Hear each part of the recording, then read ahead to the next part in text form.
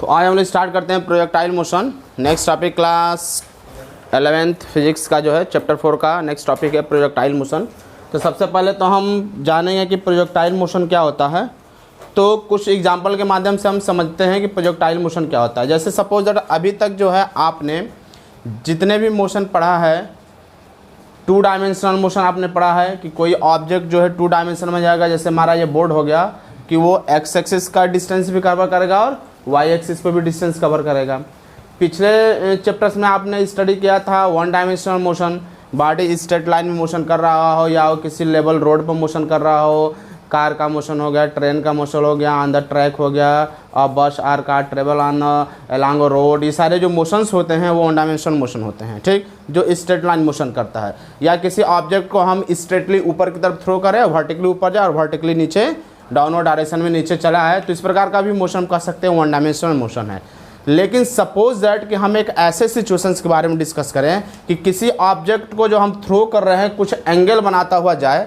जैसे कभी कभी फुटबॉल वॉलीबॉल खेलते हैं तो वॉलीबॉल को ऐसे थ्रो करते हैं ना, तो वो स्ट्रेट नहीं जाता, कुछ इस तरह एंगल बनाता हुआ जाता है। कैसे आता है? मान लीजिए यहाँ पर कोई पर्सन है, यहाँ पर जो है कोई एक व्यक्ति खड़ा है, ठीक,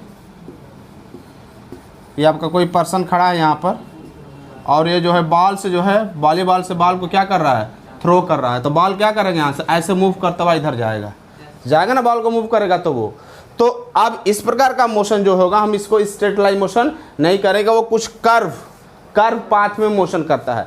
जैसे हमारा सपोज दैट कि बुलेट जो निकलता है, राइफल से वो बुलेट निकलता है, तो बुलेट भी जाता है तो क्या होगा, कुछ दूर हॉरिजॉन्टल जाएगा, इसके बाद तुरंत एक कर्व बनाकर क्या होगा, नीचे की तरफ मोशन करेगा ना आपका, ठीक। अगर आप यहाँ से हवा में फायर करेंगे बुलेट तो क्या होगा, एकदम इनफाइनाइटली वो स्ट्रेट ही जाएगा, कहीं नहीं कहीं जाके बुलेट तो जमीन पर गिरेगा ही ना। तो जहाँ से मान लीजिए यहाँ से कुछ दूर तक स्ट्रेट गया, लेकिन फिर क्या होगा, उसको अर्थ क्या करेगा, अंडर द ग्रेविटी वो मोशन कर रहा है। आप ये सिचुएशंस लेके चलें कि उसके पास सिर्फ ग्रेविटेशनल फोर्स ही लग रहा है। जैसे आप क्रिकेट बॉल फेंकते हैं, थ्रो करते हैं, मान लीजिए कोई बैट्समैन ने बॉल को हिट किया और आप बॉल को कैच करके फेंकते हैं विकेट कीपर के पास, तो बॉल क्या होगा, स्ट्रेट लाइन में वो बॉल कुछ इस तरह कर्व बनाता हुआ आएगा। अगर पूरा इस तरह कर्व बनाता हुआ जाएगा और उसको क्या बोलते हैं, विकेट कीपर कैच करता है या कोई बैट्समैन ही बॉल को अगर हिट करता है तो बॉल स्ट्रेट नहीं जाएगा, क्या होगा, कुछ कर्व बनाता हुआ जाएगा और प्लेयर के हाथ में वहाँ पर जाकर कैच होता है ना। तो उस तरह के सिचुएशन से या हम ये भी कर सकते हैं कि किसी स्टोन को अगर हम इस तरह थ्रो करें, इस तरह स्ट्रेट वर्टिकली ऊपर की तरफ ना थ्रो करें, उसको ऐसे थ्रो करें, तो आप देखेंगे कि कुछ इस तरह हो जाएगा ना, पूरा इस तरह, पहले इस तरह स्ट्रेट जाएगा, फिर वहाँ से कर्व बनाता हुआ ग्राउंड के नीचे, मतलब ग्राउंड पर चला आएगा।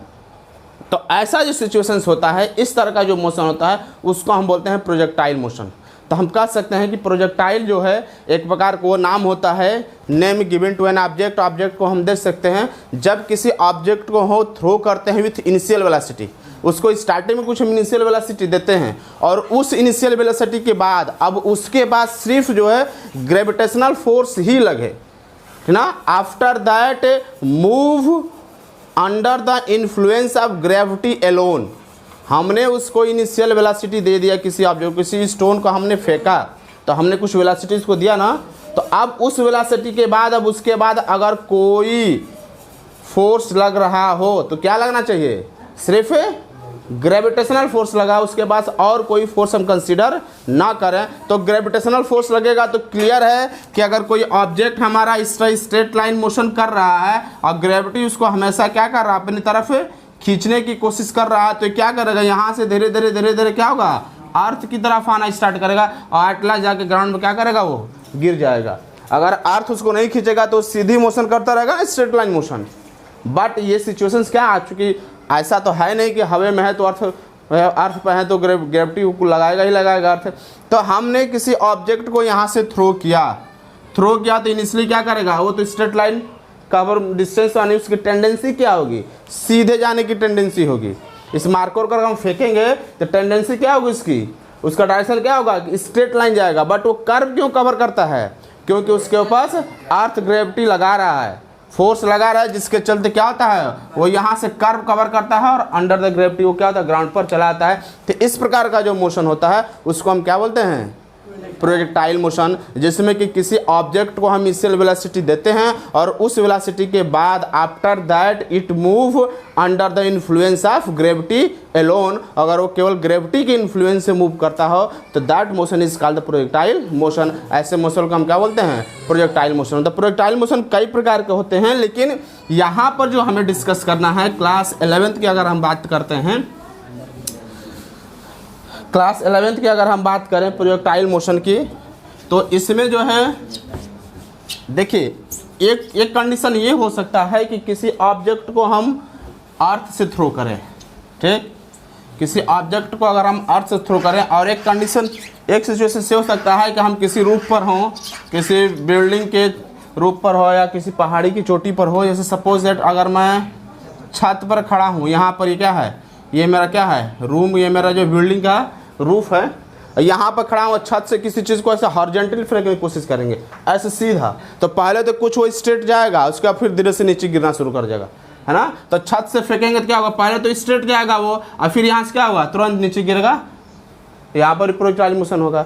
अगर हम किसी रूप से या किसी ट्री से या किसी हाई प्लेस से, जब अर्थ से थोड़ा ऊंचाई पर अगर हम फेंके हॉरिजॉन्टली, उसको फेंके, छत पर बैठ जाए, उसको सीधे ऐसे फेंकिए, तो क्या वो हमेशा इसी तरह चलेगा?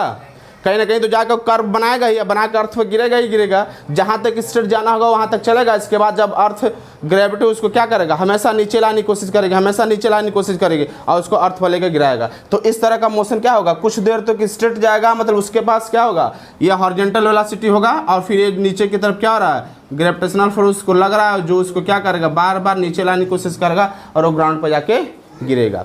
दूसरा का सिचुएशन हो सकता है, दूसरा सिचुएशन में हम ये कंसीडर कर सकते हैं कि हम हॉरिजॉन्टल पर ही खड़े हैं, मतलब ग्राउंड पर ही खड़े हैं, अर्थ पर खड़े हैं, और यहाँ से किसी ऑब्जेक्ट को ऐसे फेंकें ऊपर की तरफ, तो फेंकेंगे तो क्या होगा, वो भी कुछ कर्व बनाता हो नीचे की तरफ जाएगा। यहाँ से मैंने उसको पहले से वर्टिकल पोजीशन दिया, यहाँ पर मैंने क्या फेंका, उसको हॉरिजॉन्टली फेंका, यहाँ पर मैंने उसको क्या फेंका, वर्टिकल फेंकेंगे तो कुछ इस तरह कर्व बनाता हो जाके अर्थ पर गिरेगा ना। तो दो सिचुएशंस में हम जो है प्रोजेक्टाइल मोशन का कंसीडर, ऐसे तो बहुत सिचुएशंस है, लेकिन फिलहाल हम जो है इस चैप्टर में इसी सिचुएशंस को लेकर चलेंगे कि कोई ऐसा ऑब्जेक्ट है जिसको हम क्या करते हैं, कुछ हॉरिजॉन्टल से कुछ एंगल बनाता हुआ है। ये हॉरिजॉन्टल से क्या है, यहाँ पर देखिए ये हॉरिजॉन्टली फेंका जा रहा है, यहाँ पर जो है हॉरिजॉन्टल से मतलब कि कुछ ऑब्जेक्ट हम सपोज कर लें कि यहाँ पर हॉरिजॉन्टल है, ऐसे ये हॉरिजॉन्टल है, और मैंने ऑब्जेक्ट को ऐसे फेंका, तो इसके बीच क्या है, कुछ एंगल, ऑब्जेक्ट कहाँ जा रहा है, इस तरह, इस डायरेक्शन में जा रहा है ना। दूसरा मार्कर हम लेते हैं, ये सपोज दैट आपका हॉरिजॉन्टल है और मैंने ऑब्जेक्ट को इस डायरेक्शन में थ्रो किया, इस डायरेक्शन में दिख रहा है आपको, यानी ऑब्जेक्ट कुछ इस तरह जा रहा है और ऐसे जाएगा, फिर कर्व बनाता हुआ नीचे आएगा ऐसे, तो ये हॉरिजॉन्टल होगा, ये होगा मतलब इसके और इसके बीच है ना आपका, ये देखिए इसके और इसके बीच क्या होगा, कुछ एंगल बनाता हुआ ऑब्जेक्ट ऐसे मूव करेगा, क्योंकि मैंने जो यहाँ से ऐसे थ्रो किया है, क्या है ये हॉरिजॉन्टल के साथ एंगल बनाता हुआ जा रहा है, और फिर जो है कर्व पाथ कवर करता हुआ जाके ग्राउंड पर गिरेगा। तो ये सिचुएशंस हम यहाँ पर लेकर चलेंगे प्रोजेक्टाइल मोशन में, ठीक ना। तो लिखिए सबसे पहले प्रोजेक्टाइल मोशन, इस वाले में जो है अगर बॉडी इस तरह मोशन कर रहा है तो हॉरिजॉन्टल डिस्टेंस को कवर कर ही रहा है, ये साथ ही साथ वर्टिकल डिस्टेंस भी कवर कर रहा है। अब यहाँ पर है तो हॉरिजॉन्टल डिस्टेंस इतना है, वर्टिकल डिस्टेंस क्या है मेरा, यहाँ तक, यहाँ से लेकर यहाँ तक है, फिर थोड़ा और ये बॉडी यहाँ से यहाँ पहुँचा तो हॉरिजॉन्टल डिस्टेंस भी बढ़ गया, वर्टिकल डिस्टेंस भी बढ़ गया, यहाँ आ गया। तो जैसे जैसे मूव करता जाएगा इसका हॉरिजॉन्टल डिस्टेंस भी कवर कर रहा है, साथ ही साथ आपका वर्टिकल डिस्टेंस भी कवर कर रहा है। तो जो पाथ वो कवर करता है that path is called the trajectory, ठीक ना। तो लिखिए जब पाथ, अगर मुझसे कोई पूछे कि प्रोजेक्टाइल मोशन का एग्जांपल होगा तो हम क्या बोल सकते हैं कि किसी ऑब्जेक्ट को हम हॉरिजॉन्टली थ्रो करें, कहाँ से, किसी हाइट से, छत के बिल्डिंग से, अगर बिल्डिंग के रूफ से छत कर रहे हैं या किसी पहाड़ी की चोटी से छत, अगर हॉरिजॉन्टली हम थ्रो कर रहे हैं, फेंक रहे हैं, तो बॉडी क्या होगा, कुछ दूर में प्रोजेक्टाइल मोशन करेगा। या मेरा बुलेट निकल रहा हो, किसी राइफल से बुलेट निकाला तो भी क्या करेगा, प्रोजेक्टाइल मोशन ही करेगा, ठीक ना। इस तरह के जितने एग्जाम्पल्स होते हैं, ठीक, वो क्या होते हैं हमारे प्रोजेक्टाइल मोशन के एग्जाम्पल। अगर जेट एरोप्लेन है उसके साइड से अगर हमारा निकल रहा है वाटर तो भी क्या करेगा, वो भी हमारा प्रोजेक्टाइल मोशन का ही एग्जाम्पल बन जाएगा। तो इस तरह के लाइफ में जितने भी सिचुएशंस आते हैं सारे हमारे क्या हैं, प्रोजेक्टाइल मोशन के ही एग्जाम्पल होते हैं। बात समझ में आ रहा है। Suppose an object is throw vertically, उसको वर्टिकली थ्रो किया जा रहा है make an angle theta with the horizontal. हम ये मान के चलेंगे कि कोई ऑब्जेक्ट है जिसको हम वर्टिकली ऐसे मतलब कि उसको थ्रो कर रहे हैं विथ एन एंगल थीटा, वो वर्टिकली क्या कहेंगे, हम ये कह सकते हैं कि एक ऑब्जेक्ट है जो हॉरिजॉन्टल से थीटा एंगल बनाता हुआ थ्रो किया जा रहा है विथ इनिशियल वेलोसिटी v। इसकी इनिशियल वेलोसिटी क्या हो जाएगा, नॉट v हम u ले लेते हैं। कोई ऐसा एक ऑब्जेक्ट है जिसको थ्रो किया जा रहा है with initial velocity u making angle theta with the horizontal. ये हॉरिजॉन्टल के साथ कैसा एंगल बना रहा है, थीटा एंगल बना रहा है। और उस थीटा एंगल के साथ जैसे यहाँ पर क्या मैं ऑब्जेक्ट को इस तरफ फेंकूँ, इस तरफ पूरा ऐसे वर्टिकली ना फेंकूँ, ऐसे थ्रो करूँ तो हॉरिजॉन्टल से क्या करेगा, ये ऐसे जाएगा, हॉरिजॉन्टल से क्या होगा, वो थीटा एंगल बनाएगा ना आपका ये। तो ये हॉरिजॉन्टल से थीटा एंगल बना रहा है और इसकी इनिशियल वेलोसिटी क्या है, u है। अब इस इनिशियल वेलोसिटी के दो कंपोनेंट हम निकालेंगे, दो कंपोनेंट में रिजॉल्व करेंगे, एक हॉरिजॉन्टल कंपोनेंट और एक वर्टिकल कंपोनेंट। तो आपको पता है कि जब हम थीटा की तरफ आता है हॉरिजॉन्टल कंपोनेंट निकालते हैं तो क्या हो जाएगा, u cos थीटा, और थीटा के जब दूसरी साइड हम जाते हैं जिसको हम वर्टिकल वेलोसिटी बोलेंगे, ये हो जाएगा u sin थीटा। यानी इस u वेलोसिटी को, ये u वेलोसिटी क्या है, बॉडी को दिया गया इनिशियल वेलोसिटी, इसी वेलोसिटी से इसको थ्रो किया जा रहा है u वेलोसिटी से। तो इस u वेलोसिटी को हम दो कंपोनेंट में डिवाइड किए, एक इसका हॉरिजॉन्टल कंपोनेंट, एक इसका वर्टिकल कंपोनेंट। तो हॉरिजॉन्टल कंपोनेंट लेंगे तो थीटा की तरफ जाएंगे तो cos होता है, इसके अपोजिट जाते हैं क्या होता है, साइन होता है, ठीक। और जब बॉडी क्या करेगा, मूव करेगा तो कुछ इस तरह का पाथ वो कवर करेगा, ठीक। इसको बोलते हैं पैराबोलिक पाथ। पैराबोला अभी आप नहीं पढ़े हैं, मैथ में आपको पढ़ाया जाएगा, ठीक ना, तो वहाँ पर आएगा। अब हमें देखते हैं कि ये ऐसा पाथ कवर कैसे करेगा। तो अगर हम इस वेलोसिटी की बात करें तो हॉरिजॉन्टल वेलोसिटी में उसके द्वारा कोई एक्सेलरेशन नहीं लग रहा है। यहाँ पर हॉरिजॉन्टली जब वो मोशन करेगा देयर इज नो एक्सेलरेशन। तो चूंकि यहाँ पर एक्सेलरेशन नहीं होगा इसलिए इसकी वेलोसिटी में कभी चेंजिंग नहीं होगा, वो थ्रू आउट यहाँ से लेके यहाँ तक इसकी वेलोसिटी क्या होगा, वही रहेगा, ठीक। बात हम करते हैं इस वाले वेलोसिटी का। तो हम देख रहे हैं कि किसके अंडर मोशन कर रहा है, ग्रेविटी के अंदर मोशन कर रहा है। तो यहाँ पर ग्रेविटेशनल फोर्स लगेगा और वो जो है इस ऑब्जेक्ट को हमेशा क्या करेगा, नीचे की तरफ लाने की कोशिश करेगा। बॉडी का मेन डायरेक्शन क्या है, बॉडी का मेन डायरेक्शन तो ये है, ये मोशन तो करना चाहेगा इस कंडीशन में, इस तरफ जाएगा ना, बट अंडर द ग्रेविटी अब इस ऑब्जेक्ट को क्या करेगा, अर्थ अपनी तरफ खींचने की कोशिश करेगा, नीचे लाने की कोशिश करेगा। हर बार इसकी यहाँ पर भी रहेगा तो इसकी टेंडेंसी क्या होगी, इधर जाने की होगी, लेकिन इसको खींच देगा तो ये ऊपर ना जाकर यहाँ आ जाएगा। यहाँ पर होगा इसकी टेंडेंसी क्या होगी, कुछ इधर जाने की होगा ना टेंडेंसी, ऐसे वो इधर जाना चाहेगा, बट ग्रेविटी क्या करेगा, उसे थोड़ा अपनी तरफ खींचेगा तो ऑब्जेक्ट क्या आ जाएगा, यहाँ आ जाएगा, आएगा ना। तो हर समय ग्रेविटी लग रहा है, हर पॉइंट पर उसको स्ट्रेट लाइन जाना ही चाहता है, पार्टिकल हमेशा स्ट्रेट लाइन ही जाएगा, लेकिन अर्थ क्या कर रहा है, उसको खींच रहा है। खींचने के चलते उसको अंडर द मैंने स्टार्टिंग में बताया कि under the influence of gravity के प्रभाव के चलते मोशन कर रहा है। तीसरे ग्रेविटी क्या करेगा, हमेशा उसको डाउनवर्ड डायरेक्शन लाने की कोशिश करेगा, जिसके चलते ऑब्जेक्ट जो स्ट्रेट ना जाकर इस तरह ये कर्व पाथ फॉलो कर रहा है, ये प्रोजेक्टाइल मोशन फॉलो करेगा। कुछ समझ में आ रहा है क्यों ऐसा मूव करेगा ये, क्योंकि वहाँ पर क्या हो रहा है, ग्रेविटी लग रहा है, जो हमेशा उसको डाउनवर्ड डायरेक्शन में लाने की कोशिश करेगा। एवरी पॉइंट पर ग्रेविटी लग रहा है और हर पॉइंट पर जो इसकी टेंडेंसी होगी जाने की उधर ना जाकर वो क्या करेगा, अब फोर्स के चलते अपना पाथ को थोड़ा कर्व करता हुआ जाएगा और इस तरह का पाथ को कवर करेगा। दूसरी चीज कि ये जो हम हॉरिजॉन्टल वेलोसिटी की बात करते हैं, हॉरिजॉन्टल वेलोसिटी कौन सा है, यू साइन थीटा। यहाँ पर यहाँ से जब मैं थ्रो कर रहा हूँ ऑब्जेक्ट को तो वो इनिशियली वेलोसिटी कहाँ से जाएगा, यू साइन थीटा से मोशन करने की टेंडेंसी में है, लेकिन जैसे जैसे वो ऊपर बढ़ता जाएगा, यहाँ आएगा, इसके बाद वो यहाँ आएगा, इसके बाद वो यहाँ आएगा, जैसे जैसे वो ऊपर बढ़ने की कोशिश करेगा इसकी ये वेलोसिटी धीरे धीरे कम होती जाएगी। क्योंकि आप ऐसा कभी गेस भी कर सकते हैं, किसी ऑब्जेक्ट को जब हम वर्टिकली थ्रो करते हैं ना तब पहले उसकी वेलोसिटी डिक्रीज करता है, वो डिक्रीज करेगा करते करते जब एकदम मैक्सिमम हाइट पर पहुंचता है तो वहाँ पर उसकी वेलोसिटी 0 हो जाता है और वहाँ से पुनः वो नीचे आना स्टार्ट करता है।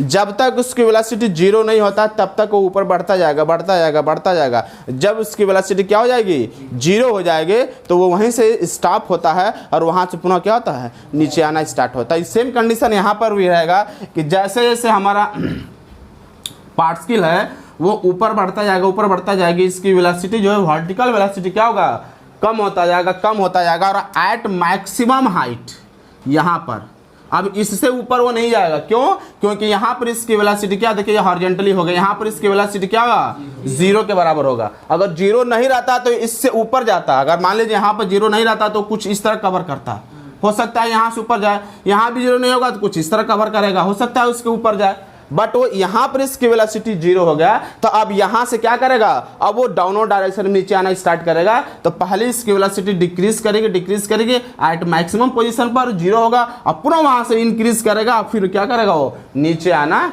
स्टार्ट करेगा। तो इस तरह वो क्या करेगा, प्रोजेक्टाइल मोशन कवर करता है, वो फिर जो है कर्व बनाता हो जाके अर्थ में क्या करेगा, गिरेगा। बात समझ आ रहा है? तो यहाँ पर हम देख रहे हैं दो प्रकार की हमें वेलोसिटी, एक हॉरिजॉन्टल, चूंकि यहाँ पर कोई एक्सेलरेशन नहीं लग रहा है तो थ्रू आउट सेम रहेगा, और वर्टिकल में हमारा अर्थ क्या ग्रेविटेशनल फोर्स, यहाँ एक्सेलरेशन है। एक्सेलरेशन क्या होता है, rate of change of velocity, तो वेलोसिटी में चेंजिंग करेगा, एक्सेलरेशन करेगा, और इसी वेलोसिटी में चेंजिंग के चलते उसकी वेलोसिटी डिक्रीज होते होते मैक्सिमम हाइट पर उसकी वेलोसिटी क्या होगा, 0 हो जाएगा, और वहाँ से पुनः क्या करेगा, वो डाउनवर्ड डायरेक्शन, अब इसके ऊपर वो नहीं जाएगा, वहाँ से वो डाउनवर्ड डायरेक्शन में नीचे आना शुरू हो जाएगा। बात समझ में आ रहा है?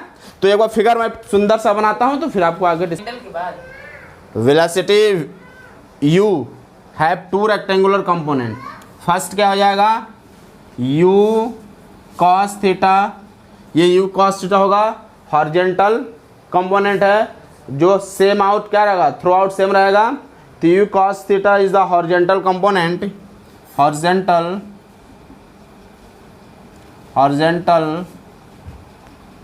कंपोनेंट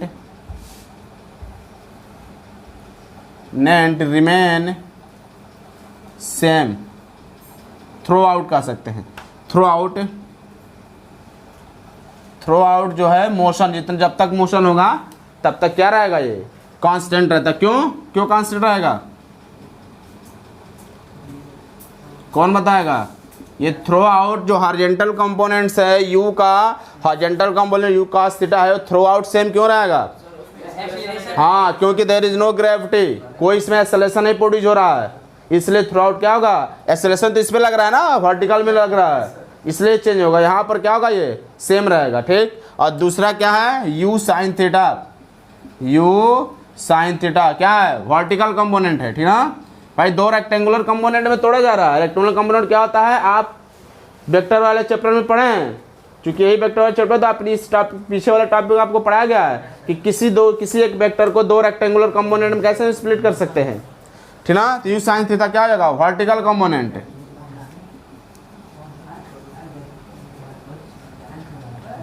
वर्टिकली कंपोनेंट, ठीक।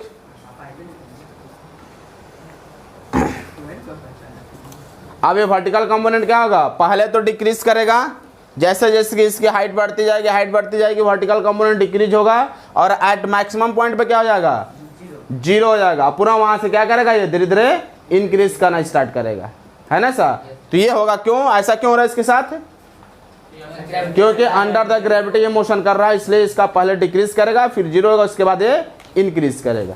ये चीज समझ में आया। आगे पार्ट्स की जब इस पाथ के इस ये जो लाइन दिखा रहा है ना इस कर्व, क्या है, path of the projectile, projectile का पाथ है, यानी ऑब्जेक्ट जो है इसी पाथ के अकॉर्डिंग मोशन करेगा, है ना। तो पाथ ऑफ द प्रोजेक्टाइल बनेंगे।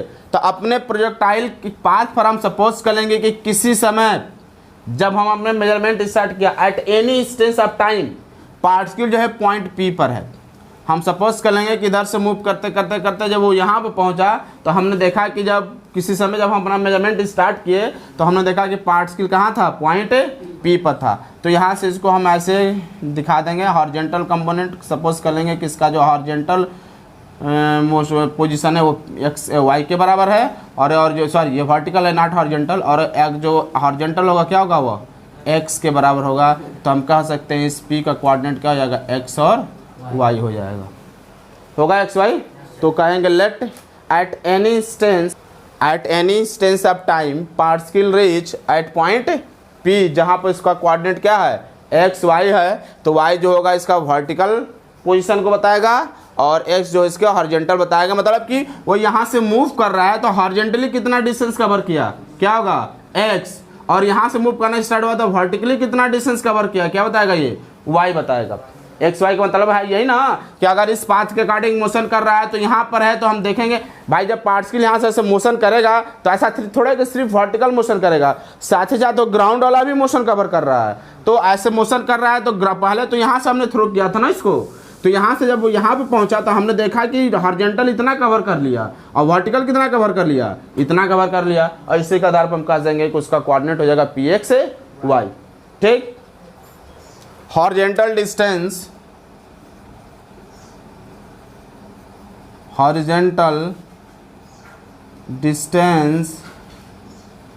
Cover by body. अगर हॉरिजॉन्टल डिस्टेंस क्या है, हमने क्या सपोज किया यहाँ पर हॉरिजॉन्टल डिस्टेंस है x, y तो वर्टिकल हो जाएगा ना भाई, ये हॉरिजॉन्टल तो यहाँ से चलेगा तो हॉरिजॉन्टल यही है ना, तो x, और डिस्टेंस इक्वल टू क्या होता है, स्पीड इनटू टाइम। तो स्पीड मतलब कि यहाँ दो स्पीड है, कौन सा, हॉरिजॉन्टल जो स्पीड है और वर्टिकल है, तो हम हॉरिजॉन्टल डिस्टेंस मेजर करेंगे तो हॉरिजॉन्टल स्पीड लेके चलेंगे, तो वही velocity, horizontal velocity into time. तो यहाँ पे लिख देंगे हॉरिजॉन्टल वेलोसिटी इनटू टाइम होगा। तो हॉरिजॉन्टल वेलोसिटी क्या है, क्या horizontal velocity, u cos theta, तो लिखेंगे u cos थीटा, और at any step of time t मैंने बोला है तो टाइम इक्वल टू क्या ले लेंगे, t ले लेंगे, तो हो जाएगा x, और यहाँ से t निकालेंगे तो हो जाएगा x बाई में u cos थीटा। इसको आप घेर लीजिए। ठीक, ये समझ में आया कैसे t equal to u cos x by u cos theta आया। आगे हमने हॉरिजॉन्टल डिस्टेंस कवर कर लिया कि t समय में उसने हॉरिजॉन्टल डिस्टेंस कितना कवर करेगा, u cos theta into T. अब हम देखेंगे कि उसी t समय में वर्टिकल डिस्टेंस कितना कवर किया। तो वर्टिकल डिस्टेंस के लिए आपको पता है कि initial velocity u equal to यहाँ पे क्या है, u cos थीटा है ना सर, और ये एक्सेलरेशन के अकॉर्डिंग मतलब ग्रेविटी कितना हो जाएगा, a इक्वल टू माइनस जी, है ना आपका भाई, ऊपर थ्रो किया जा रहा है जी होगा। तो अब हर वर्टिकल डिस्टेंस कितना कवर किया, तो सेकंड इक्वेशन आपको पढ़ाया जाएगा s equal to U T plus half A T square से। तो s वर्टिकल डिस्टेंस कितना है, y है ना भाई इसी उतने ही समय में वो x एक्सिस पर इतना डिस्टेंस कवर किया और y एक्सिस पर इतना डिस्टेंस कवर किया, तो यहाँ पर s की जगह क्या कर देंगे हम, y लिख सकते हैं। नहीं समझ में आ रहा है बात, ये हम यहाँ पर कैलकुलेट क्या कर रहे हैं, क्या कैलकुलेट करना चाहते हैं, वर्टिकल, कि अगर वो इस तरह मोशन कर रहा है तो कितनी ऊंचाई तक गया है, कितने समय में, t समय में। तो t समय में हम देखा कि वो x ऊंचाई पर गया, सॉरी y डिस्टेंस कवर किया है ना। तो अब ये हम निकालेंगे y की वैल्यू कितनी होगी यहाँ पर। ठीक, तो हम सेकेंड इक्वेशन हम मोशन लगाएंगे, ये s क्या तो डिस्टेंस ही तो बताता है, तो यहाँ पर हम क्या लिख देंगे, s के जगह पर y लगा रख देंगे। इनिशियल वेलोसिटी का क्या है, u cos थीटा, टाइम आपने कैलकुलेट किया है अभी क्या, x बाई में, अच्छा सॉरी यहाँ पे एक चीज़ और ध्यान देंगे हम कि चूंकि हम वर्टिकल मोशन जब यहाँ लिख रहे हैं तो अब ये हॉरिजॉन्टल वेलोसिटी नहीं लिखेंगे, क्या लिखेंगे हम, वर्टिकल मोशन लिखेंगे। यहाँ पर मैंने हॉरिजॉन्टल लिखा क्योंकि हम हॉरिजॉन्टल डिस्टेंस कवर कर रहे थे, अब हम वर्टिकल डिस्टेंस कवर कर रहे हैं तो क्या लिखेंगे, वर्टिकल वेलोसिटी की बात करेंगे। तो वर्टिकल वेलोसिटी मेरा क्या हो जाएगा, यहाँ पर भी हम कह देंगे u साइन थीटा। ठीक, तो हम हो जाएगा क्या, ये u sine theta into T, T कितना होगा हमने यहाँ कैलकुलेट किया है x वाई में u cos थीटा, माइनस हो जाएगा क्योंकि a की वैल्यू क्या है, माइनस जी है, तो यहाँ हो जाएगा 1/2, ये की जगह यहाँ माइनस जी रखेंगे तो g, और टाइम आपका फिर वही क्या हो जाएगा, इसका स्क्वायर है तो इसका भी स्क्वायर कर देंगे, x square u square cos square theta. ये चीज समझ में आ रहा है। हमने क्यों यहाँ पर u साइन थीटा लिया, क्यों, वर्टिकल वेलोसिटी हम डिस्टेंस कवर कर रहे हैं तो वर्टिकली वेलोसिटी इसका क्या है, u साइन थीटा ही है। ठीक, इसको इरेज कर देना है। आगे क्या हो जाएगा इसमें मेरा, इसको अगर हम ध्यान से देखेंगे तो हो जाएगा y इक्वल टू क्या, देखिए u से u कैंसिल आउट हो जाएगा, साइन और cos मिलकर क्या होगा tan थीटा x होगा माइनस 1 बाई में 2 g बाई में ऐसे कह सकते हैं g by you square cos square theta और ये हो जाएगा x स्क्वायर। इतना मिलेगा रिजल्ट। कोई डाउट है इसमें?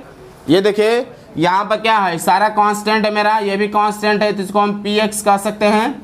ये आपका पूरा कांस्टेंट है तो इसको हम q कह सकते हैं x स्क्वायर। तो एक प्रकार का देख रहे हैं कि क्वाड्रेटिक इक्वेशन बना ना। तो हम कह सकते हैं कि जब प्रोजेक्टाइल मोशन करता है बॉडी तो उसका जो पाथ होता है वो पैराबोलिक होता है।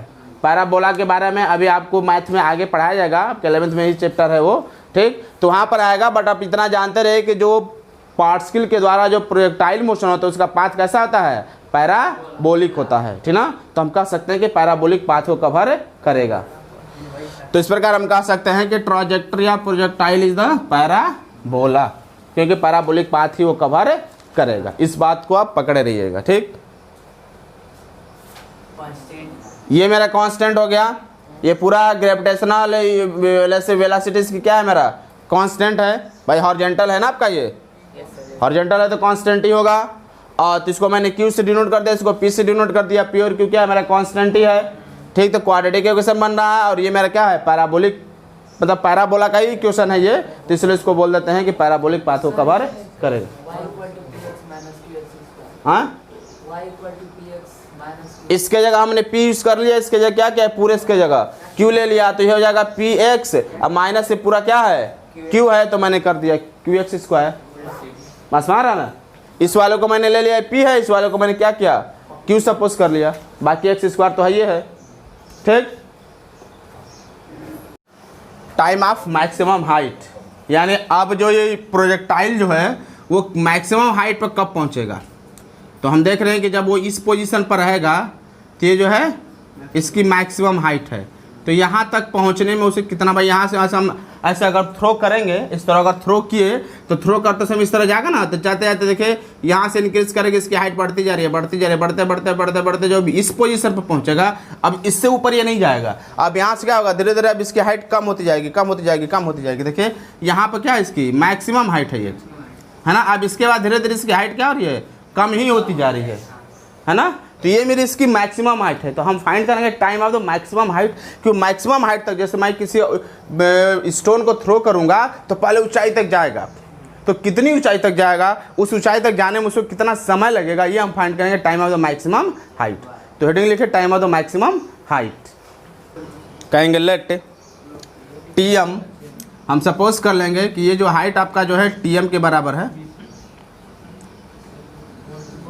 टीएम, तो इसके लिए अलग से फिगर बनाया ना, इसी फिगर बना लीजिए, टी स्मॉल टी, इसके नीचे एम कर देंगे कि t m be the maximum time to attain the maximum height. Maximum height attain करने के लिए जो मैक्सिमम टाइम इसका जो है, यानी टाइम जो है वो हमारा टीएम होगा।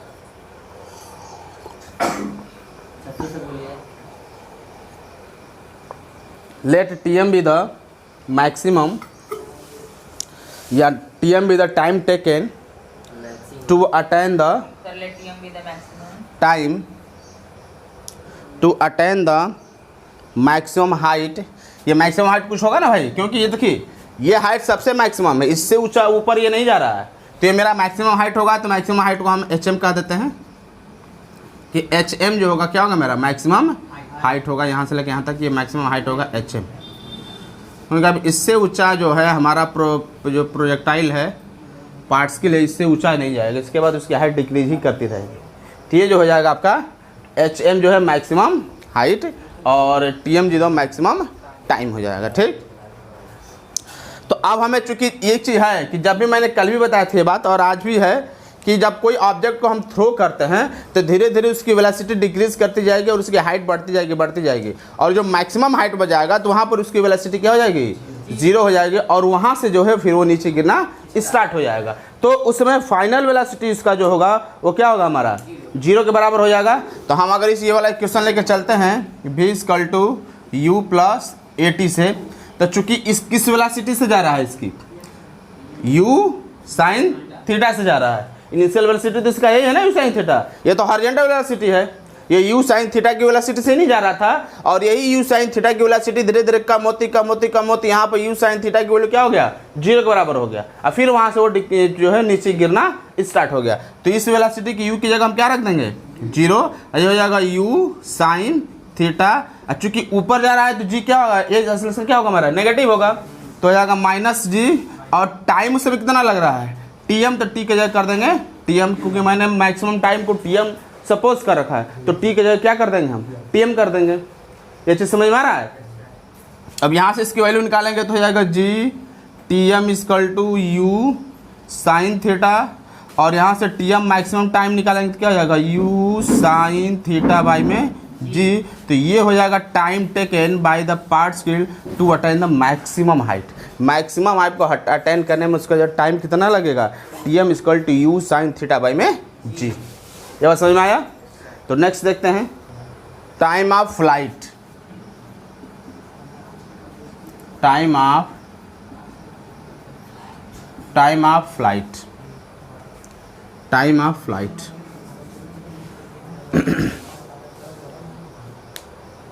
टाइम ऑफ फ्लाइट क्या आता है समझ लीजिए, किसको हम टाइम ऑफ फ्लाइट कहते हैं। फ्लाइट का मतलब है तो है क्या, उड़ना, ठीक ना। तो जब तक वो हवा में रहे, मतलब कब, जब हम पार्टिकल को प्रोजेक्टाइल किए तब से लेकर उसको हॉरिजॉन्टल पोजीशन पर पहुंचने तक, इस पाथ के अकॉर्डिंग पहुंचने तक जो टाइम लगेगा, that time is called the time of flight.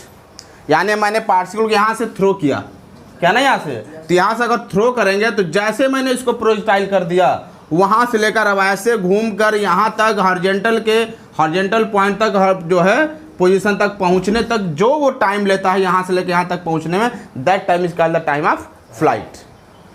बात में आ रहा है। तो अब एक चीज़ और इसमें ध्यान देने वाली बात है कि अगर हम नेट उसका देखें डिस्प्लेसमेंट पार्टिकल में जो है वाई एक्सिस में नेट डिस्प्लेसमेंट कितना हो रहा है, तो हम देख रहे हैं कि स्टार्टिंग में तो उसका डिस्प्लेसमेंट पहले बढ़ रहा है, पहले यहाँ पर बढ़ा, फिर इससे ज़्यादा कुछ ज़्यादा डिस्टेंस कवर किया, फिर थोड़ा ज़्यादा डिस्टेंस, फिर कुछ ज़्यादा डिस्टेंस, फिर इसका मैक्सिमम डिस्टेंस यहाँ पर हो जाएगा, किधर, वाई एक्सिस पे, ठीक ना। फिर यहाँ से अब इसका क्या होगा, आपका हाइट धीरे धीरे कम होता गया, फिर कम होगा, कम होते होते पुनः हाइट क्या होगा, 0 के पाएगा। तो नेट जो डिस्प्लेसमेंट की हम बात करते हैं पूरे प्रोजेक्टाइल में, जो वाई एक्सिस पर नेट डिस्प्लेसमेंट होगा क्या होगा मेरा, 0 के बराबर होगा।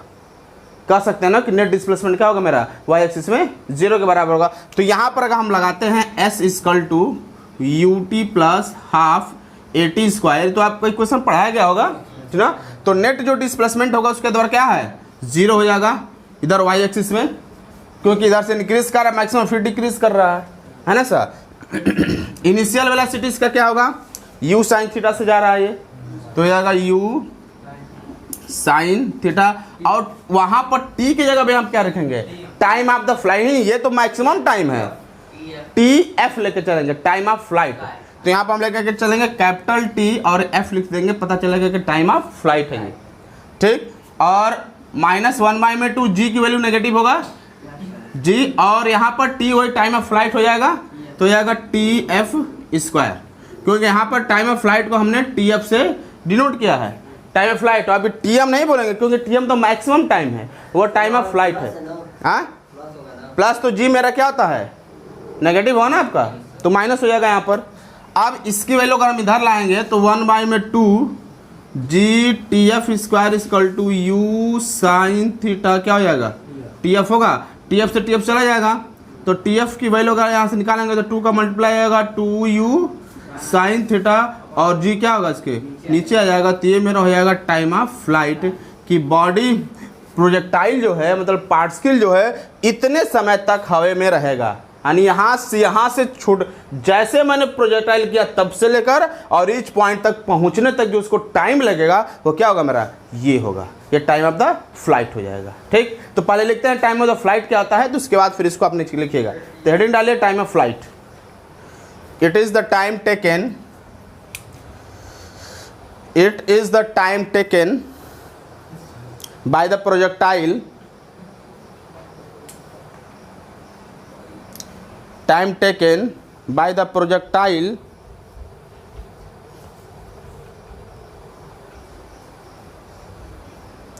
By the projectile from it instant. Instant का मतलब कि जब से वो प्रोजेक्टाइल किया गया, जब वो छोड़ा गया उस समय से लेके, from it instant it is projected till, जब प्रोजेक्टेड किया जा रहा है तब से, till it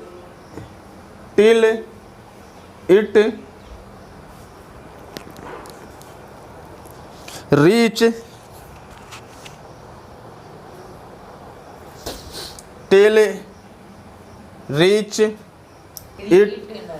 it reach a point in the horizontal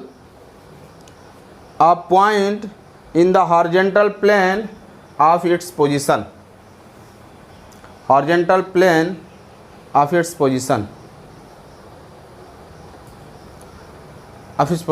it is denoted by TF.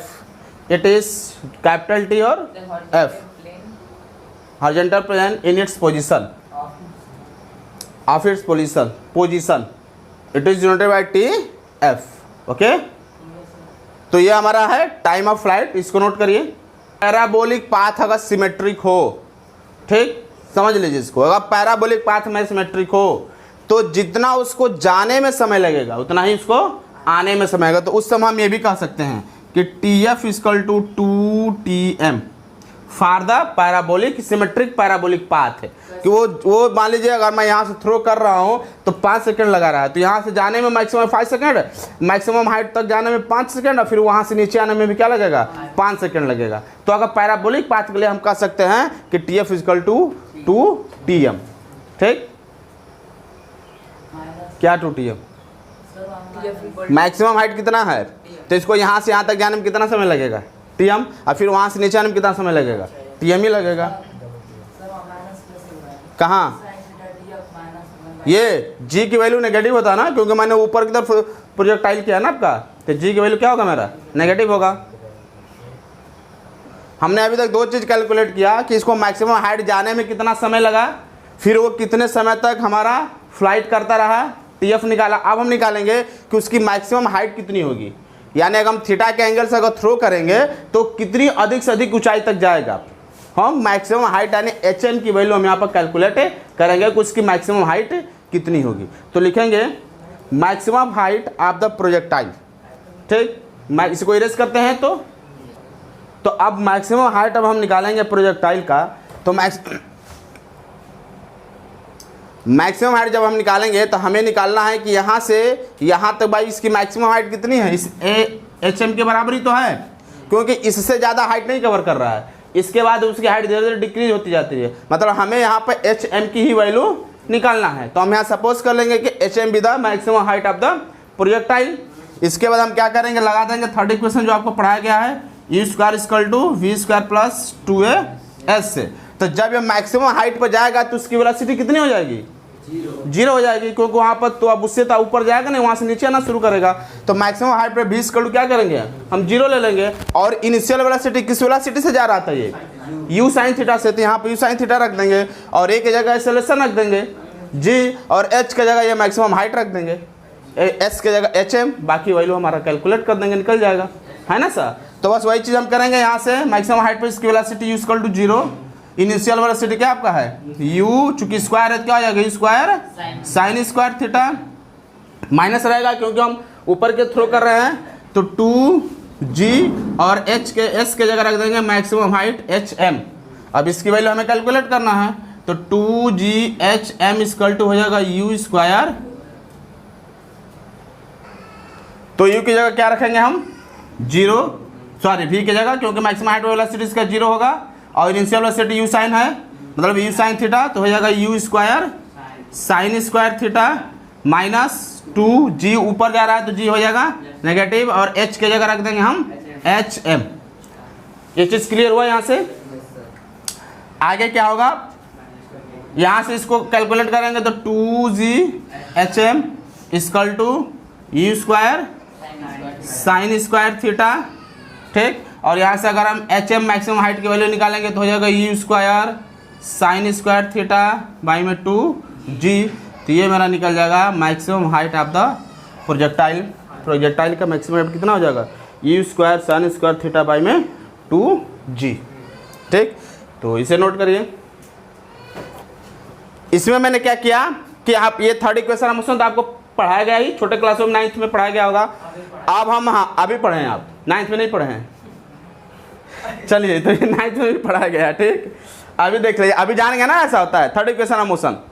अब हम ये देखेंगे कि ये चूंकि हमें निकालना है मैक्सिमम हाइट, तो हम देखेंगे कि मैक्सिमम हाइट पर उसकी वेलोसिटी कितनी होगी। और मैंने अभी आपको बताया कि जो मैक्सिमम हाइट पर बॉडी पहुंचता है तो वहाँ पर उसकी वेलोसिटी क्या होता है, 0 होता है। क्योंकि अगर हम इस मार्कर को थ्रो करेंगे तो जैसे जिस वेलोसिटी से थ्रो करेंगे उसकी वेलोसिटी धीरे धीरे डिक्रीज होती जाएगी। जैसे जैसे वो हाइट बढ़ती जाएगी वेलोसिटी क्या होगा उसका, कम होता जाएगा। और जब वो मैक्सिमम हाइट पर पहुंचेगा तो वहाँ पर वेलोसिटी क्या होगी उसकी, 0। अब उसके बाद उससे ऊपर नहीं जाएगा, वहाँ से नीचे आना स्टार्ट करेगा। तो मैक्सिमम हाइट पर वेलोसिटी इसकी 0 हो जाएगी, तो v की जगह मैंने 0 रख दिया। और चूंकि इनिशियली शुरू में हमने किस वेलोसिटी से उसको थ्रो किया था, u साइन थीटा से, u नहीं, इसका जो y कंपोनेंट है u का क्या है, u साइन थीटा है।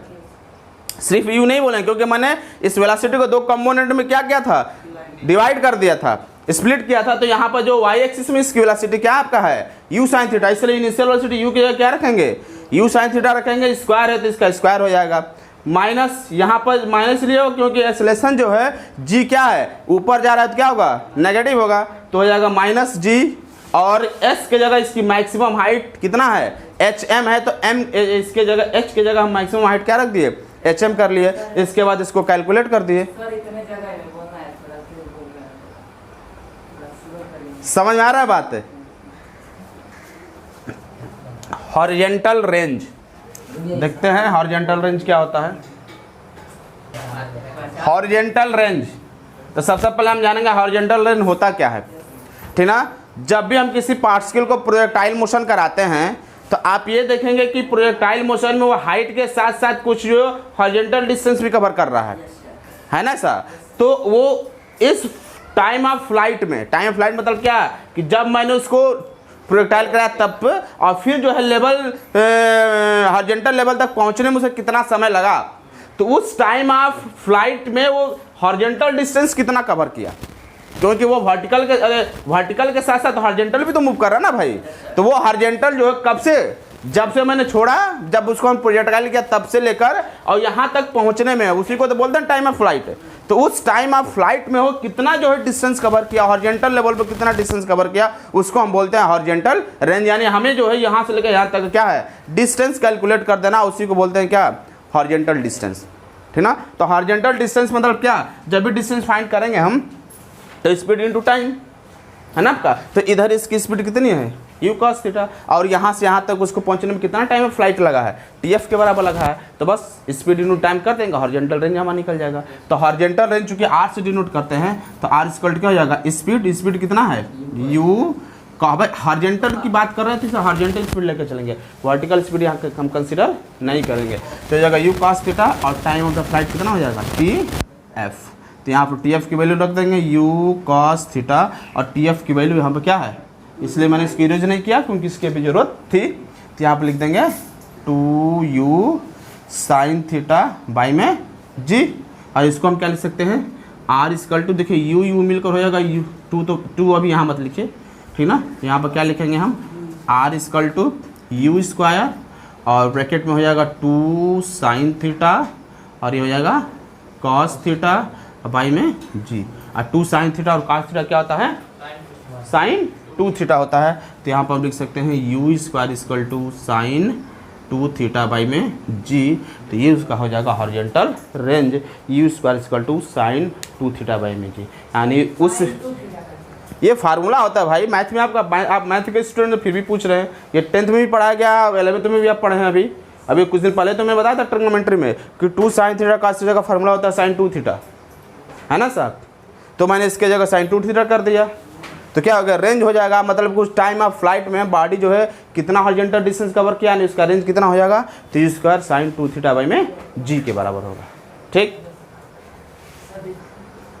It is the horizontal distance, it is the horizontal distance travel by projectile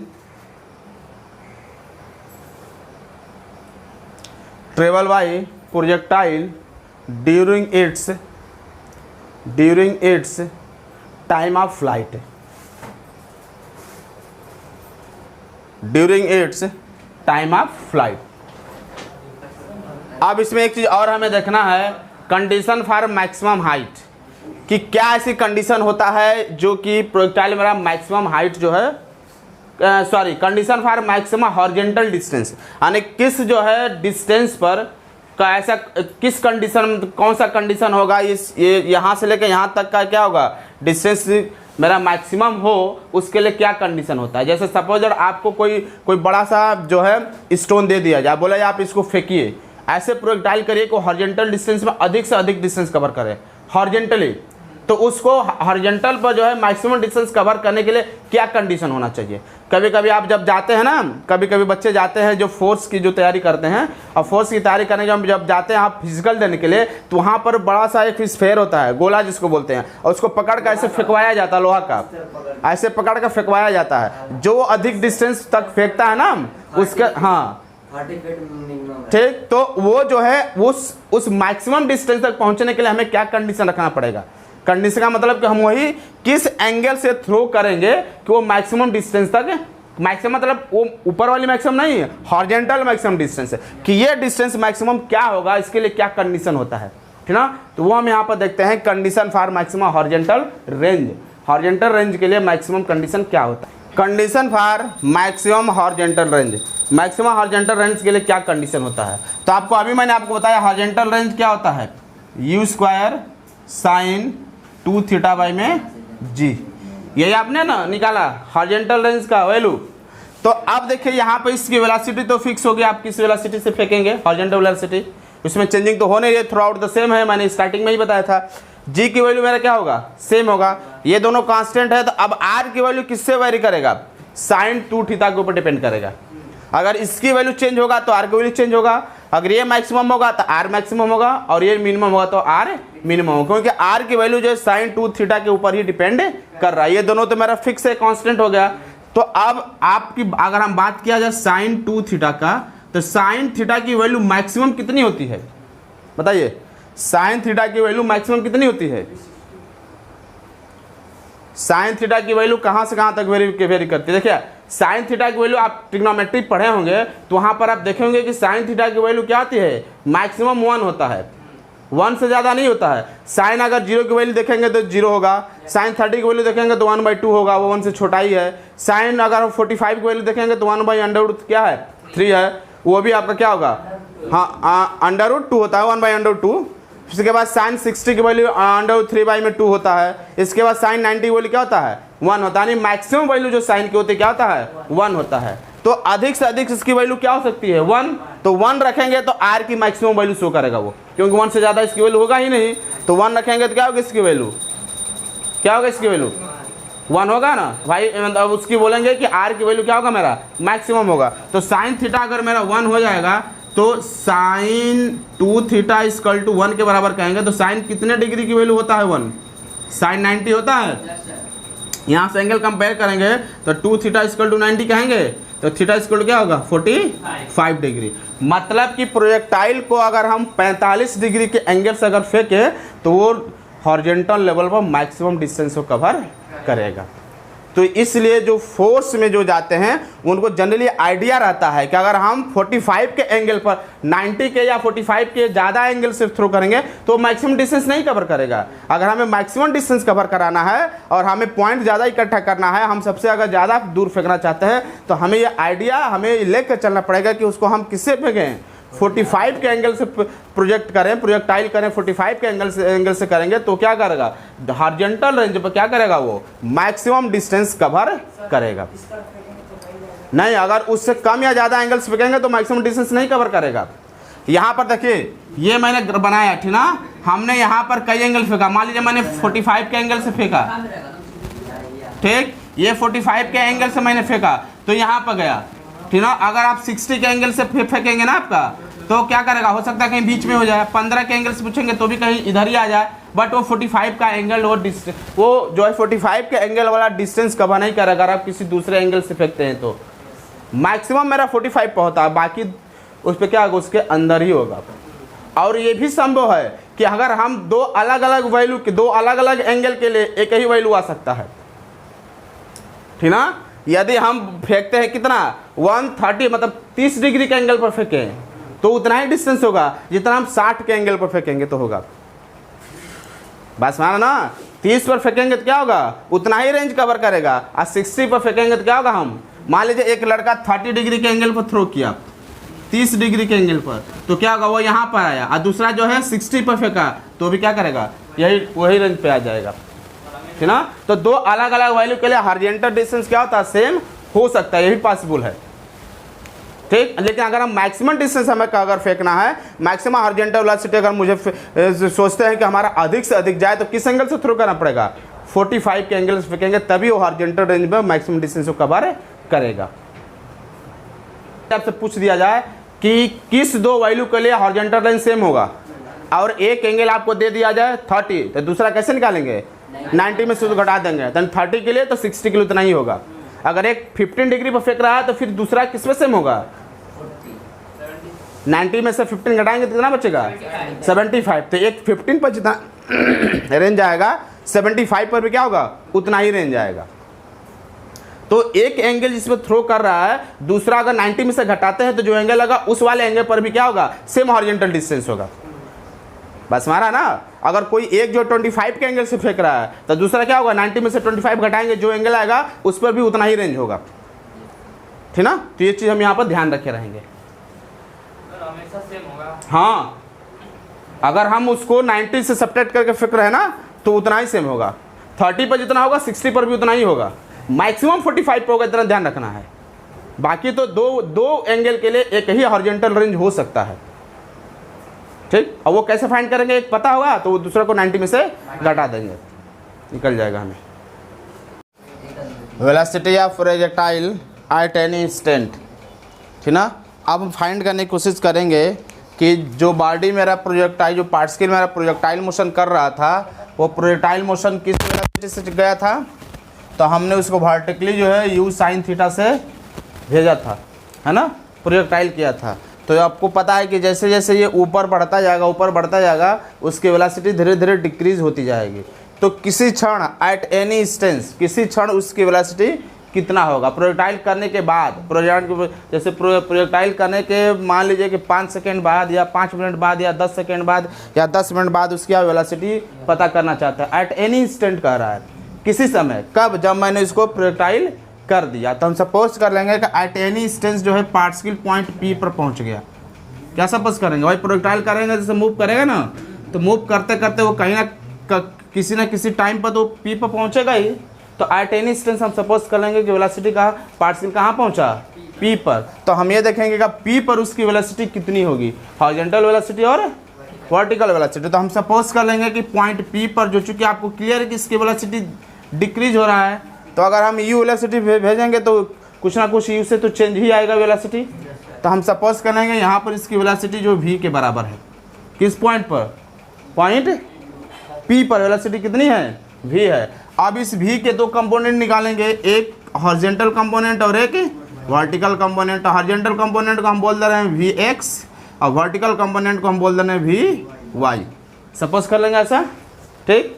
तो अब चूंकि इसके कंपोनेंट निकालेंगे, चूंकि हॉरिजॉन्टल वेलोसिटी में तो इसकी कोई कमी नहीं हो रही है, ये तो कांस्टेंट है थ्रू आउट। तो क्या हो जाएगा, vx की वैल्यू कितनी हो जाएगी, vx इक्वल हो जाएगा u cos थीटा होगा। अब हम सवाल बात करते हैं वर्टिकल कंपोनेंट्स की।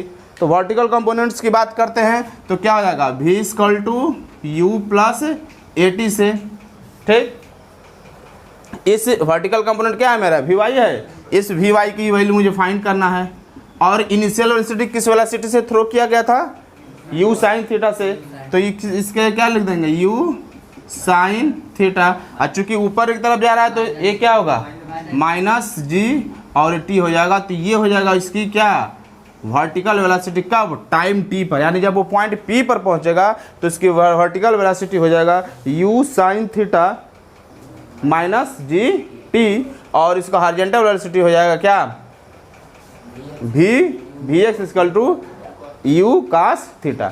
तो अब इसका रिजल्टेंट हम फाइंड करेंगे। आपको मैंने बताया था अगर यहाँ से हम एक पैरेललोग्राम अगर हम कंप्लीट कर दें तो रिजल्टेंट जो v होगा, v की वैल्यू कितना हो जाएगी, √vx² प्लस vy², ऐसे बनेगा।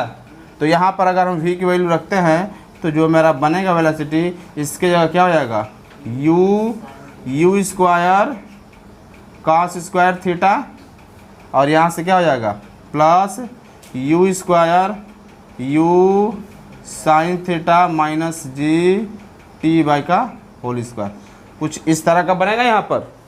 क्यों नहीं समझ में आ रहा है बात? क्या मैंने कहा, ये तो आपको पता है ना कि मैंने ये कैसे लिखा, ठीक। तो अब यहाँ से vx की वैल्यू रखेंगे तो क्या हो जाएगा, u² cos² थीटा, आप प्लस vy की वैल्यू रखेंगे तो u sin theta minus g/2 हो जाएगा। ये समझ में आया? इसको हम थोड़ा रीअरेंज कर देते हैं तो जाएगा u² cos² थीटा प्लस इसको a माइनस b को होल स्क्वायर पर ब्रेक करेंगे तो हो जाएगा u² sin² theta plus g² minus 2u sin theta gt, ये रिजल्ट बनेगा। तो v= आपका हो जाएगा, ये देखिए यहाँ से अगर u² कॉमन लेंगे तो sin² थीटा और cos² थीटा मिल क्या हो जाएगा 1 होगा, तो यहाँ पर सिर्फ बचेगा u² आप प्लस ये का हो जाएगा g² माइनस 2u, और gt को पहले लिखते हैं फिर इधर लिख देते हैं sin t। तो ये हो जाएगा वेलोसिटी एट पॉइंट p पर जो इसकी वेलोसिटी होगी वो किसके बराबर होगा, u² plus √u² plus g²t² minus u/gt sin theta, इसके बराबर हो जाएगा, ठीक। मान लेते हैं कि यहाँ पर जो एंगल है हॉरिजॉन्टल के साथ वो बीटा एंगल बना रहा है, ठीक ना।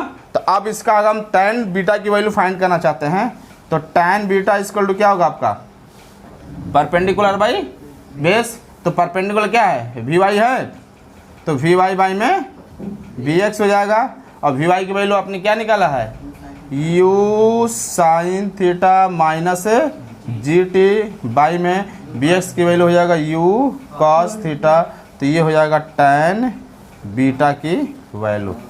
तो ये हो जाएगा उस समय tan बीटा की वैल्यू ये, और जब पॉइंट P पर किसी भी पॉइंट पर हम फाइट करना चाहें, ठीक ना, हम इस पॉइंट P को अगर यहाँ रखेंगे ना, यहाँ पर रखेंगे, यहाँ से टेंजेंट खींचेंगे तो यही रिलेशन आएगा।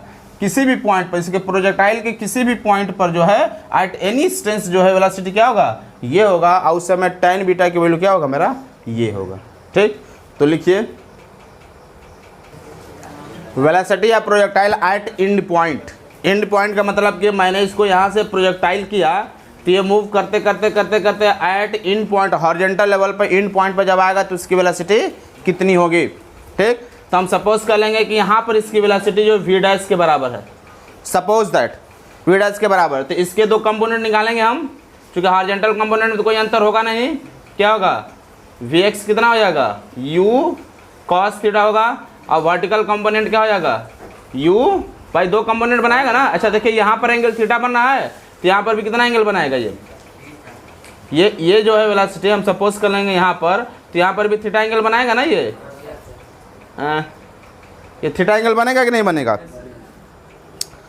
तो चूंकि हॉरिजॉन्टल कंपोनेंट तो इसका सेम है, वो कहीं भी बदल नहीं रहा है, ठीक। ये u cos थीटा क्या है, चेंज है थ्रू आउट द मोशन। तो इसके दो कंपोनेंट निकालेंगे तो क्या होगा, u cos थीटा, और इधर आएंगे तो क्या हो जाएगा u sin थीटा। दो कंपोनेंट दिखाएगा कि नहीं इसका, ये समझ में आ रहा है मैंने cos थीटा और sin थीटा कैसे लिख दिया। भाई थीटा की तरफ जाता है तो cos, और दूसरी तरफ आता है तो sin हो जाएगा, होगा। अब एक चीज़ यहाँ ध्यान देने वाली बात है कि जब पार्टिकल यहाँ से प्रोजेक्टाइल करेंगे तो यहाँ से मूव करते हुए यहाँ तक आएगा तो वो टाइम कितना लेगा, वो टाइम जो होगा यहाँ से लेकर यहाँ तक जाने वाले टाइम को हम क्या बोले थे, TF the time of flight. और टाइम ऑफ फ्लाइट की जो वैल्यू आया था आपको, TF की वैल्यू क्या आया था, वो ये जो T होगा, इसी फार्मूले जो T होगा वो टाइम T जो क्या होगा, टाइम ऑफ फ्लाइट के बराबर हो जाएगा। तो यहाँ पर T = क्या रख देंगे, TF की वैल्यू, और TF की वैल्यू क्या आया था 2u sin थीटा बाई में जी। तो जहाँ जहाँ टी होगा वहाँ पर हम रख देंगे 2u साइन थीटा बाई में जी। ऐसा हमने क्यों किया? टी की जगह टीएफ क्यों रखा गया है? क्योंकि जब वो यहाँ से यहाँ तक जाएगा तो पूरा टाइम किसके इक्वल हो जाएगा? टाइम ऑफ फ्लाइट के बराबर होगा। टाइम ऑफ फ्लाइट किसको कहा गया था? कि जब उसको प्रोजेक्टाइल किया था तब, और जब वो ग्राउंड लेवल पर जो है सेम लेवल पर पहुंचा था, उन दोनों के बीच का जो टाइम था उसी को हम बोलते थे टाइम ऑफ फ्लाइट। तो यहाँ से यहाँ तक कि यहाँ की वेलोसिटी हम कंसीडर कर रहे हैं, तो यहाँ से यहाँ तक जाने में वो टाइम ऑफ फ्लाइट के बराबर ही समय ले लेगा ना टाइम फ्लाइट का समय। तो इसलिए टी की जगह हम क्या रखेंगे? Time of flight. यानी टी स्मॉल टी की जगह हम क्या रखेंगे? इस टी की वैल्यू हम टी एफ की वैल्यू यहाँ पुट करेंगे। अब पुट करने के बाद हम देखेंगे वेलोसिटी क्या होगा। तो हम सपोज कर लेंगे तो वहाँ की इसको रखने के बाद उसकी velocity suppose that v dash के बराबर आता है। ठीक, तो क्या हो जाएगा यहाँ पर?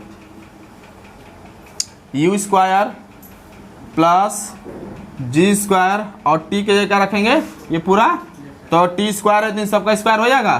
तो 4u square sine square theta by में जी स्क्वायर माइनस 2u क्या होगा ये? जी, और टी के जगह क्या रखेंगे? फिर यही टाइम ऑफ फ्लाइट, क्योंकि दोनों आपस में इक्वल है। तो 2u साइन थीटा बान जी होगा। तो जी से जी कैंसिल आउट होगा, ये जी स्क्वायर से जी स्क्वायर कैंसिल आउट हो जाएगा। हाँ, साइन थीटा बचा, तो यहाँ साइन थीटा लिख दीजिए। ये साइन थीटा यहाँ से बचा है। तो वी डैश इक्वल टू क्या आ गया? ध्यान से देखिएगा, इसको अच्छा रिजल्ट आएगा। ये देखिए, ये 4u square sine square theta, यहाँ से 2 2 जा 4, u मिल के u square sine square theta दोनों सेम हो जाएगा, कैंसिल आउट हो जाएगा। सिर्फ बचेगा क्या? u स्क्वायर, और ये आएगा आपका u। देखिए कितना अच्छा रिजल्ट आ गया। क्या आ गया? v square equal to u, v square equal to u। इसका मतलब क्या कि हमने किस वेलोसिटी से भेजा था? u वेलोसिटी से मैंने थ्रो किया था, और आया किस वेलोसिटी से? u वेलोसिटी से। इसका मतलब कि जिस वेलोसिटी से हम किसी प्रोजेक्टाइल को अगर थ्रो करते हैं वापस भी क्या आता है? उसी वेलोसिटी से आता है। अगर हम इसको 10 की वेलोसिटी से थ्रो करेंगे ऊपर, तो नीचे भी किस वेलोसिटी से आएगा? 10 की वेलोसिटी से ही आएगा। अब देख रहे हैं वीडा से, यानी इस इन पॉइंट वेलोसिटी उसकी कितनी है? u है। इन पॉइंट वेलोसिटी इसकी u है, और हमने थ्रो भी किया था किस वेलोसिटी से? u वेलोसिटी से हमने थ्रो किया था ना इसको भाई। तो मैंने कंपोनेंट निकाला था हॉरिजॉन्टल, मैंने u वेलोसिटी से थ्रो किया था। मतलब कि प्रोजेक्टाइल जिस वेलोसिटी से थ्रो किया जाएगा वो आएगा अपने जो है ग्राउंड लेवल पर, जिस लेवल से वो थ्रो किया गया था उस लेवल पर वो उसी वेलोसिटी से क्या होता है? वापस आता है। ठीक, और हम यहाँ से अगर निकालते हैं tan थीटा की वैल्यू, अभी मैंने जो कैलकुलेट किया था, tan बीटा की वैल्यू क्या आया था?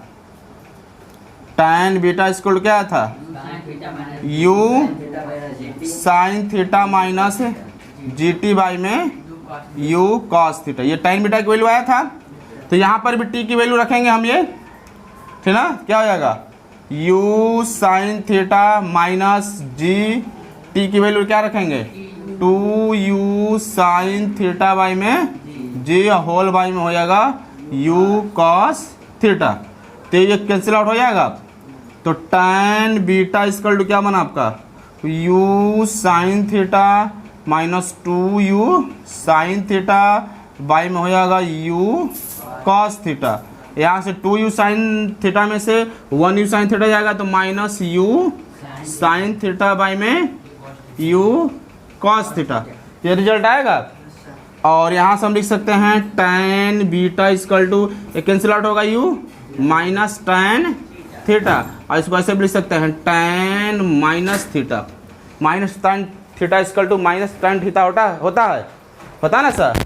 तो minus tan theta equal to tan minus theta equal to लिख सकते हैं माइनस tan थीटा। और यहाँ से अगर हम एंगल कंपेयर करेंगे तो बीटा इक्वल टू क्या हो जाएगा? Minus theta. तो इस तरह आप देख रहे हैं कि जो एंगल बीटा बन रहा था हमारा वो किसके बराबर हो गया? माइनस थीटा के बराबर हो गया। मतलब वो जिस माइनस साइन आपको बस यही बता रहा है कि पार्टिकल मेरा नीचे आएगा, और जिस एंगल से हम थ्रो करेंगे उसी एंगल से क्या आएगा? वो नीचे भी आएगा। अगर हम 30 के एंगल से फेंकेंगे तो 30 के एंगल से नीचे आएगा। यू वेलोसिटी से फेंकेंगे तो यू वेलोसिटी से नीचे आएगा। तो ये दो अच्छा रिजल्ट आप है याद रखिएगा कि किसी प्रोजेक्टाइल मोशन में अगर पार्टिकल को हम जिस वेलोसिटी से थ्रो करते हैं उसी वेलोसिटी से क्या होता है वो वापस आता है, और जिस एंगल से हम थ्रो करते हैं सेम एंगल से क्या होता है वो नीचे की तरफ आता है। बात समझ आ रहा है मैं क्या बता रहा हूँ? क्वेश्चन आपको यहाँ पर दिया है, क्या cricket ball is thrown at a speed of 28 metre पर second in a direction 30 degree above the horizontal. एक जो है क्रिकेट बॉल है जो हॉरिजॉन्टल से 30 डिग्री के एंगल से थ्रो किया जा रहा है, और उसकी वेलोसिटी आपको दे रखा है इनिशियल वेलोसिटी 28 मीटर 28 मीटर पर सेकेंड, ठीक ना।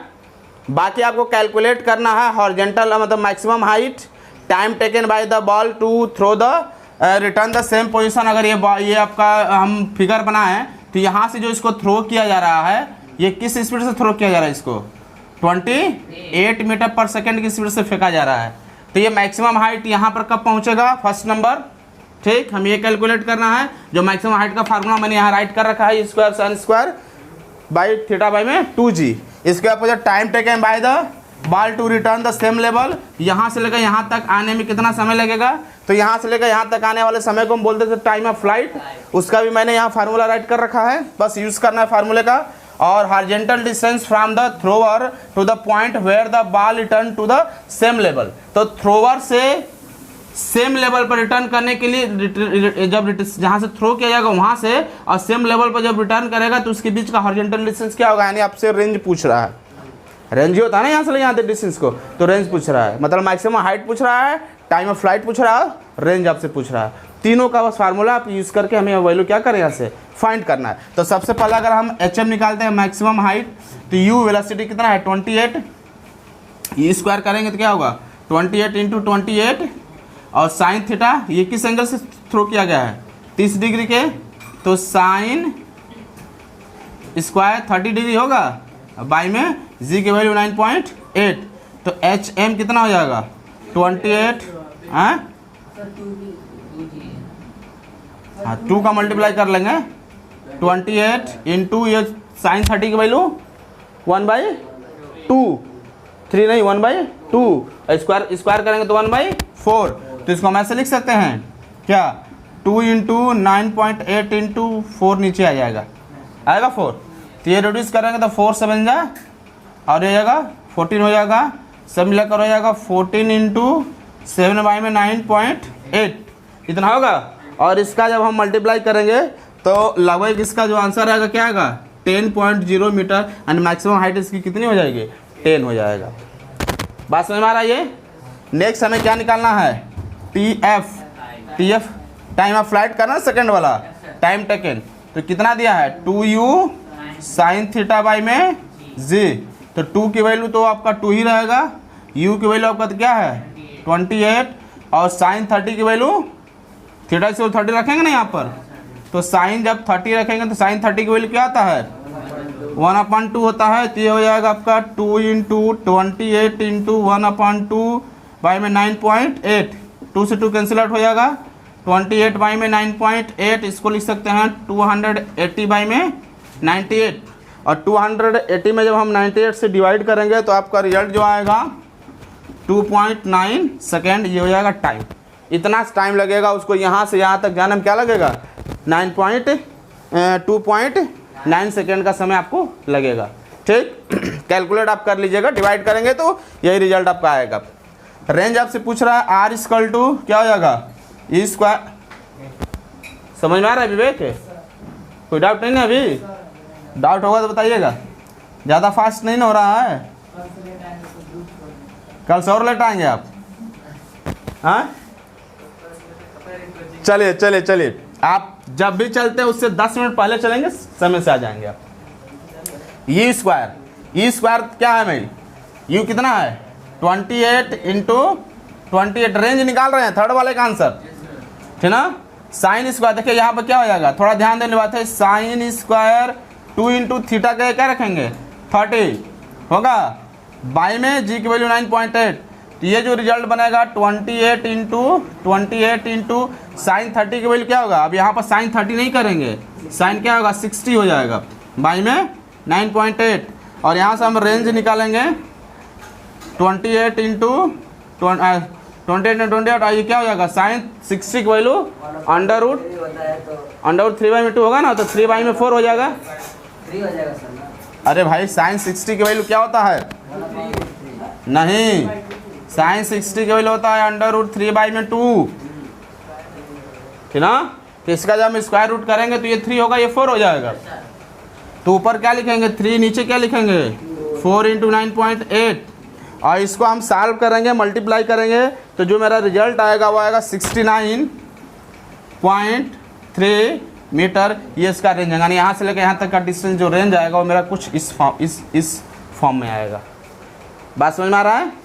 तो ये रहा इस क्वेश्चन का कंप्लीट आंसर। ठीक, बढ़ते हैं नेक्स्ट क्वेश्चन की तरफ। ठीक, नेक्स्ट क्वेश्चन आपको दे रखा है क्वेश्चन नंबर 2। यहाँ पर ये किसी न किसी साल जो है मतलब पूछा था कंपटीशन में, इंजीनियरिंग कंपटीशन में क्वेश्चन पूछ चुका है। तो आपको क्या करा है कि 2 body are projected with the same velocity, 2 body है जो एक ही वेलोसिटी से प्रोजेक्ट किया जा रहा है। ठीक, लेकिन एंगल दोनों का डिफरेंस है। If one is projected at the 30 degree, एक 30 के एंगल से फेंका जा रहा है, एंड अदर इज 60 और एक जो है 60 के एंगल से थ्रो किया जा रहा है। ठीक, then the ratio of maximum height reach, तो इन दोनों के द्वारा जो हाइट रीच किया जाएगा 30 वाला कितना 30 डिग्री से फेंका जाए तो कितना मैक्सिमम हाइट तक जाएगा, और 60 से फेंका जाए तो वो कितना मैक्सिमम हाइट से जाएगा। उन दोनों मैक्सिमम हाइट का क्या करना है, रेशियो फाइंड करना है। बस सुना रहा है ना। इस कंडीशन दे रखा है इसमें क्या कि वेलोसिटी क्या है इसका सेम है, सेम वेलोसिटी से फेंका जा रहा है। तो अगर आपको मैक्सिमम हाइट का फार्मूला मैंने बताया था क्या होता है, u square sine square theta by में 2g होता है ना सर। तो चूंकि वेलोसिटी तो सेम है, तो अगर पहले वाला का हाइट अगर h1 हो तो इसके लिए भी वेलोसिटी क्या हो जाएगा u square sine square theta by में 2g, और 60 वाले 60 के एंगल से थ्रो करेंगे अगर उसके लिए हाइट कितना होगा h2 होगा, तो उसके लिए भी क्या होगा वेलोसिटी मेरा सेम ही रहेगा, एंगल आपका बदल जाएगा, और ये 2g तो क्या होगा मेरा सेम ही रहेगा दोनों के लिए, है ना सर। इन दोनों का हमें क्या पूछ रहा है, रेशियो पूछ रहा है। तो क्या कहेंगे h1 बाई में h2 इक्वल टू डिवाइड करेंगे तो u से u चला जाएगा और 2 से 2g से 2g हो जाएगा, तो साइन स्क्वायर थीटा बाई में साइन स्क्वायर थीटा। अब यहाँ पर थीटा 1 और थीटा 2 कहना थोड़ा सुटेबल होगा क्योंकि दोनों एंगल डिफरेंट है, तो एक के लिए थीटा 1 कह दिया जाए, एक के लिए थीटा 2 कह दिया जाए। तो क्या बनेगा साइन थीटा 1 थीटा 2 साइन क्या होगा, थीटा 1 की वैल्यू कितना दिया है 30 ले लेते हैं, तो साइन स्क्वायर 30 आइए आपका हो जाएगा साइन स्क्वायर 60, तो साइन 30 की वैल्यू कितना हो जाएगा 1/2 का स्क्वायर, और साइन 30 की वैल्यू अंडर रूट 3/2 का स्क्वायर। इसका रेसिप्रोकल करेंगे तो ये 1/4 इंटू 4/3, ये कैंसिल आउट हो क्या हो जाएगा 1/3। तो रेशियो क्या बना हमारा 1:3। तो इसमें कौन सा ऑप्शन सही होगा, यानी सी वाला पार्ट मेरा क्या हो जाएगा सही हो जाएगा। ठीक, नोट करिए। तो नेक्स्ट देखते हैं।